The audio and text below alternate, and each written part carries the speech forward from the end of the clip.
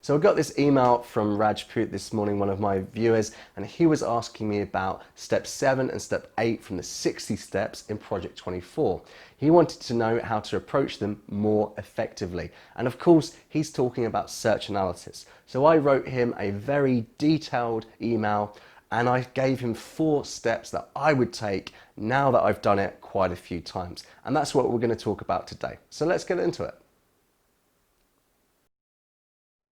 Hello YouTube, and a very special hello to all my subscribers and particularly Rajput for sending me the email. So he wanted to know all about doing search analysis a little bit more effectively, and I sent him a very detailed email which I want to talk about today.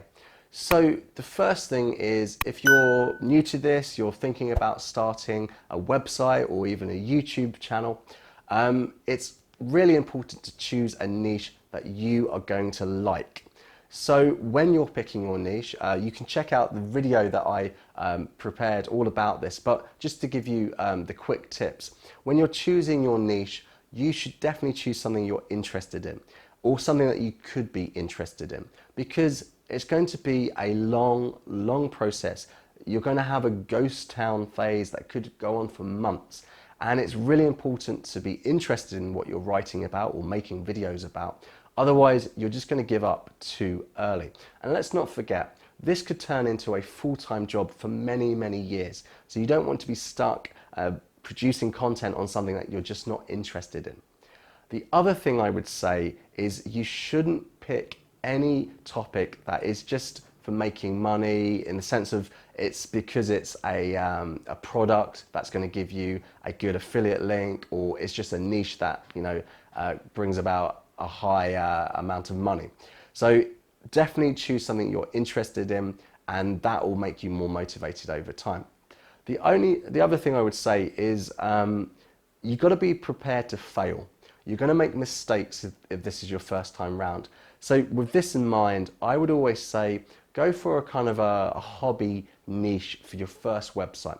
You're going to learn a lot of tricks of the trade, and if you were to do this, your first website with a YMYL kind of topic, something that's very competitive and involves having to build up authority with Google from the start, it's just not going to be as successful if it's your first time round. It is possible, people can do it, but I think it's just more challenging than it has to be. So I would say first site, build up a hobby niche site, learn the ropes, and then later on, once you know what you're doing, apply it to the YMYL kind of niches. So when it comes to search analysis, what we're trying to do is to match our posts with real queries that people are searching for. That's all we're doing. Because in the past, people would write about whatever they wanted on their websites. But nowadays, if you want to get traffic, you've got to target what people are actually looking for. So what I said to Rajput is, I gave him a kind of a 4-step process that I would follow. And it's really based on the experience I have following the Project 24 program. So the first thing is what I called background research. If you're starting day one with a new website today, there are kind of 2 situations you could be in. The first one is that you don't know anything about the niche. This is what happened with me for my first site. So I didn't know anything about that niche. The alternative is that you're quite familiar with that niche and you're going to be writing about something perhaps you're doing as part of your career or a hobby that you've had for years.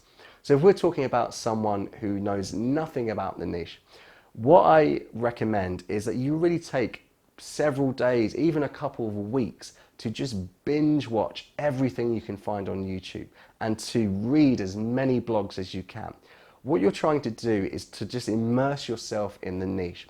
You're going to learn a lot about it. You're going to learn technical terms, some jargons, terminology, things like that. You're also going to learn a lot of the common problems that people have and just generally what people are talking about within that niche.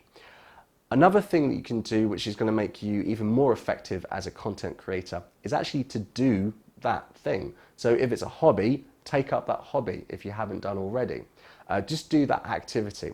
And by doing it, by going through the same process as any other beginner, you're going to learn all the pain points. You're going to really be in the shoes of someone who is actually trying to do that thing, that hobby, that activity, whatever the niche is about.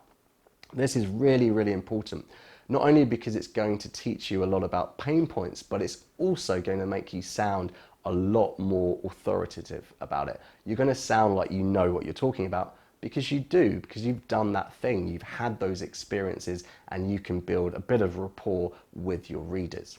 Now, if we're talking about the other side of the coin, so someone who's going into a niche, but they're already familiar with it, and especially if they're a bit of an expert, the challenge for you is to put yourself back in the shoes of a beginner.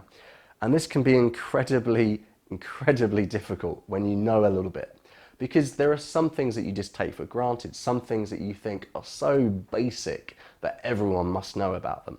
But in fact, those are the things that you need to target, because your competitors are not thinking like beginners. They're forgetting to talk about the key problems that beginners have. Now, to give you an example of this, with coding. Now, I'm not an expert in coding at all, but I can do certain things. I've built up some websites, and I've coded everything myself, from the basic HTML, sort of the front end and the back end. So recently I was trying to build something for one of my other projects, the IELTS grind, where we go through, me and my colleague Michael, we go through how to pass an English exam. So I wanted a little system where the students could send us essays or writing tasks, we could correct them and send them back. So I needed something to do with transactional emails, right? So I wanted to use a bit of software called PHP Mailer.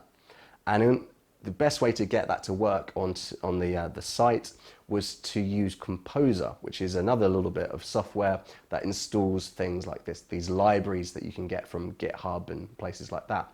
Now, I'm not an expert, I've never done this before, so I'd always tried to do it manually and it never worked. So I tried to install Composer and I searched for hours. I could not find how to do it. Every single video I watched, it just mentioned Composer installing this PHP Mailer as something that everyone knows how to do, like tying their shoe. No one told me really where to get it. No one told me the commands that I needed to install it. No one told me the program I needed to install it, which was actually a little program where I had to connect from my computer to the actual server, and even that was difficult.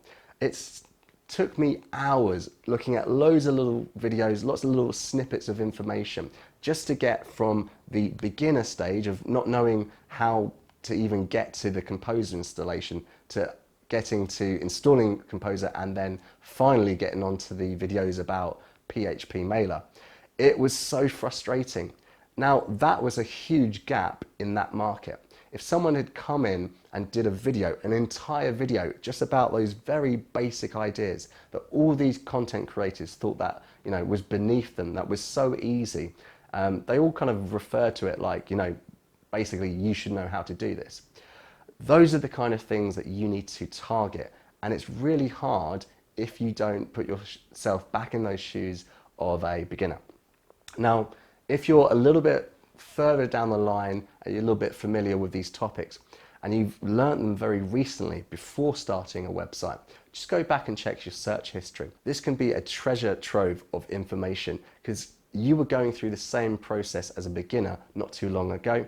So just check that search history, and assuming you haven't deleted it for some reason, which I'm not going to judge you about, you can have a lot of information there that you can use for the next part, which is to do with search analysis. So the second step I actually told Rajput about was what I called canvassing the community, or canvass the community. What I meant by this is once you've got a bit of a background knowledge of the niche, you kind of immerse yourself into it. Go into the forums, go into the Facebook groups, go onto YouTube comments, blog comments, and look at what other people are asking about. What are their questions? Because these are the pain points that they have. And if you kind of look at them, you'll start to see trends. This is what you can base your search analysis on. If lots of people are asking the same kind of questions, that probably means there's a lot of search volume here. But a really good tip here is, when you're kind of an expert in a niche, you know how to phrase things. Certain things have terminology, right? But when you're a beginner, you don't know the right word for things. You just kind of describe the problem you have and you're trying to find an answer. So look at the way that people are phrasing their questions, because they're probably not using the right terms, but they're still looking for that information.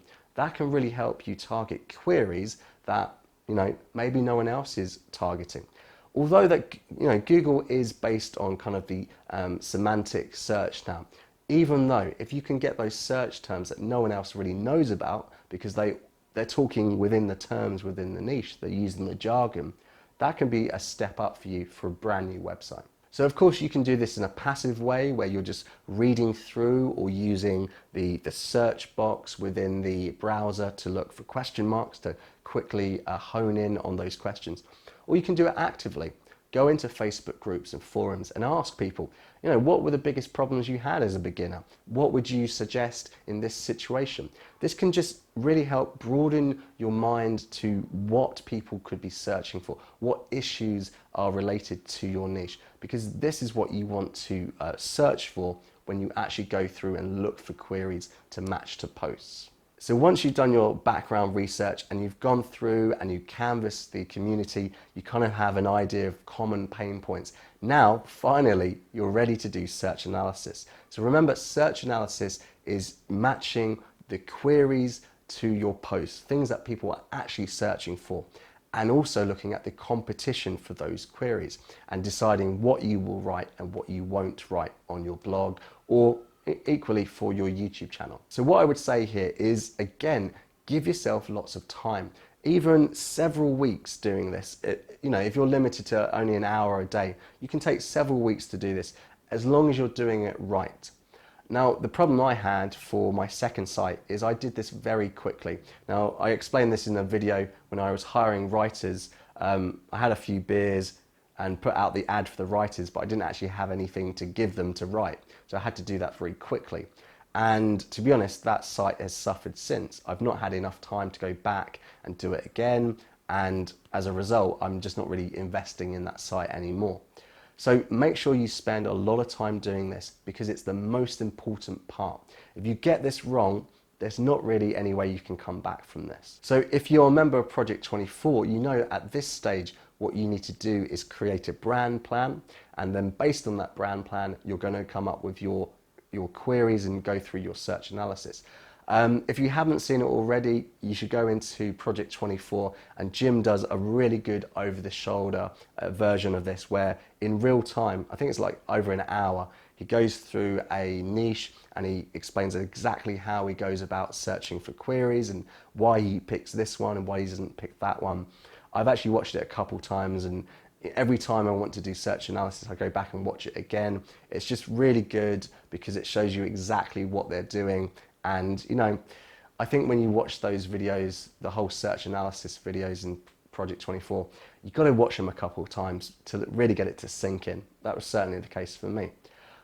So if you're not a member of Project 24, I'm not going to reveal too much about what they teach for brand plans because it's not my idea and they should really get the credit for it. However, what I can talk about is the alphabet soup method. So Jim and Ricky base the entire search analysis on just using Google search. They don't recommend that you use any keyword tools at all.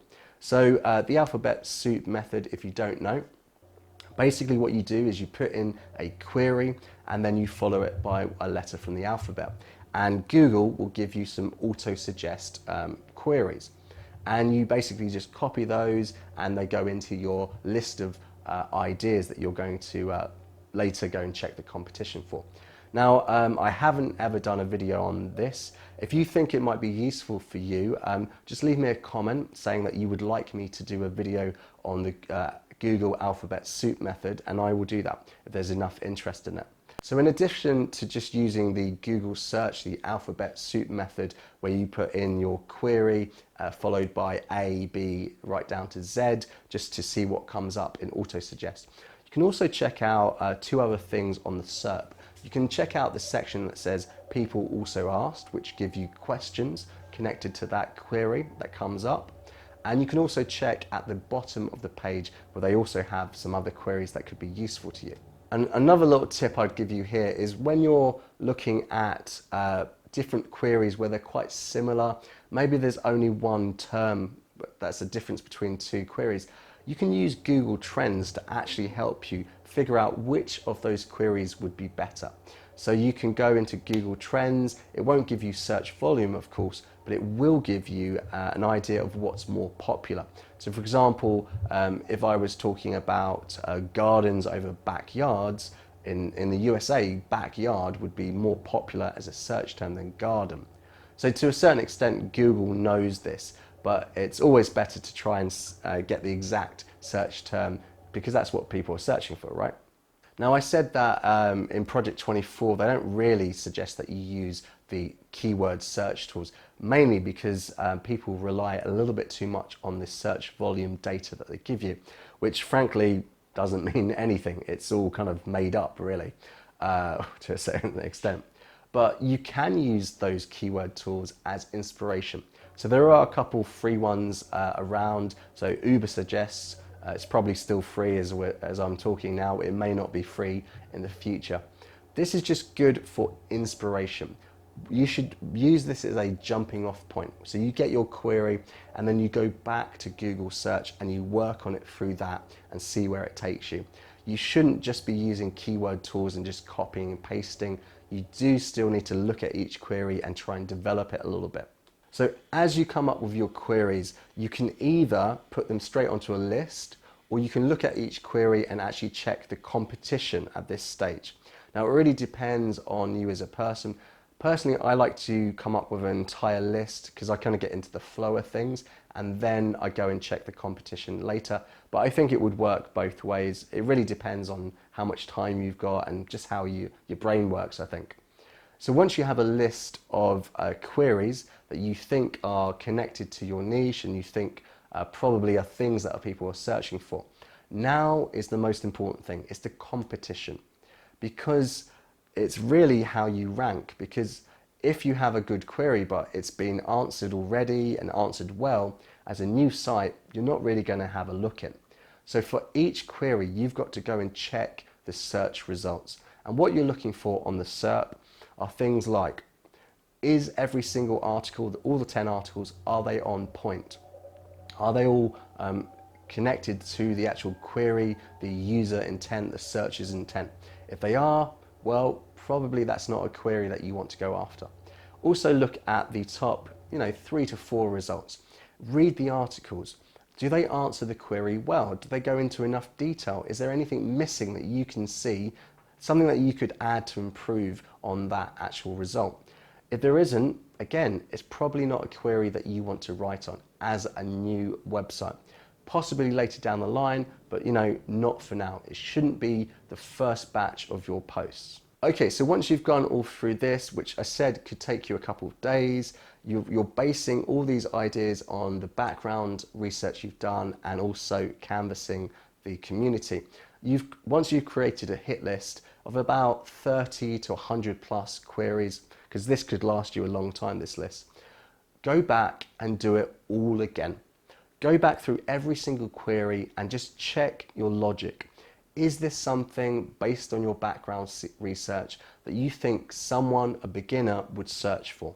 If logically it's something that they're likely to search for, it's going to have decent search volume.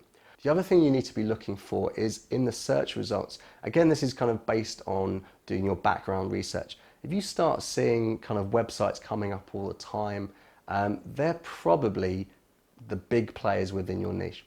So double check that you're not seeing those big players answering the query very well. If they give a detailed answer and they're quite high up in the ranking, you're just not going to beat them at this stage.